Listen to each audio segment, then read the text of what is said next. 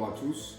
Déjà, je voudrais dire combien je suis content d'être dans la sélection du prix des libraires en scène pour Ce qu'il faut de nuit, donc paru à la Manufacture de Livres.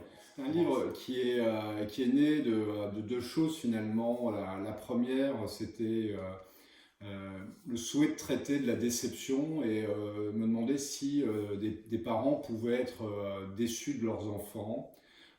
Et si oui, jusqu'où ça pouvait aller. Donc ça a été vraiment le ferment de ce livre. Et puis, bon, il est né d'une autre chose, c'est que j'avais en tête une scène depuis bien longtemps, une scène où je voyais un père regarder son fils jouer au foot sur un terrain amateur, évidemment. Et cette scène, elle m'a habité pendant, oui, plusieurs mois et j'ai fini par l'écrire. Et en l'écrivant, ce livre, bon, bah, finalement, il est né assez facilement. Il a été écrit, je pense, bon, j'arrive plus vraiment à situer la date de début, mais bon, je pense qu'il a été écrit en quelques semaines.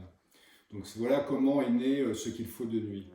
Alors il y a, au tout démarrage, donc il y a ce père et ce fils, son aîné, bon, l'histoire elle part vraiment de ce couple, qui est un couple très fort, bon, où on a un père qui est vraiment, qui aime son fils aîné, et puis bon, assez rapidement, je me suis dit qu'il serait intéressant d'introduire un troisième personnage dans cette dynamique. Et j'ai donc introduit un petit frère, Gilou. Donc, et on va voir très rapidement que les deux frères qui s'aiment beaucoup vont avoir quand même des destins assez différents. Bon, le premier, on peut considérer quand même qu'il a un destin pas très facile, bon, qu'il va aller au-delà de pas mal de déconvenues, quand le petit frère, lui, semble avoir un destin beaucoup plus tracé, beaucoup plus, en tout cas dans ce que pouvait espérer le père initialement. Et ça m'intéressait aussi quand même de voir quelles étaient les réactions du père, tant vis-à-vis de l'aîné que vis-à-vis du second, et de montrer peut-être d'ailleurs que le père est tout aussi désemparé avec je dirais le destin du premier comme celui du second. Bon, la mère, elle est là, elle est très très là, mais bon, on va se rendre compte dans les premières pages du livre que bah, malheureusement, elle décède. Elle va donc laisser ce père en charge de l'éducation de ses deux enfants. Bon, c'est donc une mère qui va être présente tout au long du livre. Hein. C'est une mère à laquelle va se référer, je dirais, le père assez longtemps. C'est une mère, je pense, bon, qui peut expliquer un certain nombre de choses vis-à-vis de l'évolution, en tout cas notamment de l'aîné. Bon, mais qui n'est plus là, qui est là dans leur esprit, qui est là, qui les accompagne chaque jour, mais qui n'est plus là au quotidien.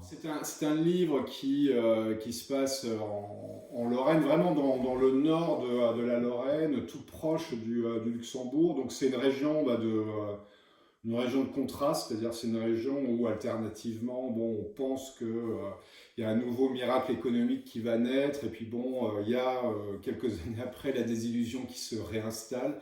Bon, et c'est un paysage un peu cyclique comme ça qui m'intéressait parce que bon, bah, j'avais envie d'un territoire de contraste. C'est un pays accueillant, très accueillant, puis en même temps bah, qui peut se replier sur lui-même. Donc j'avais envie d'un territoire comme ça, de contraste, dans ses espoirs, dans ses désillusions, pour accompagner mes personnages, parce que eux-mêmes finalement ce sont des personnages qui sont pas mal pris dans des contradictions et dans un cycle d'espoir et de désillusion. Et tu es toi aussi lorrain. Et donc je suis originaire de Lorraine, donc c'est une région que je connais bien. Je connais mieux d'ailleurs, bon quand même beaucoup mieux la région de Metz, donc je suis plus citadin on va dire, que là où se déroule réellement le livre. Mais bon, c'est effectivement une région que j'aime beaucoup, à laquelle je suis vraiment viscéralement attaché. J'y ai vécu les 20 premières années de ma vie. Donc bon, oui, je suis très très attaché à cette Lorraine.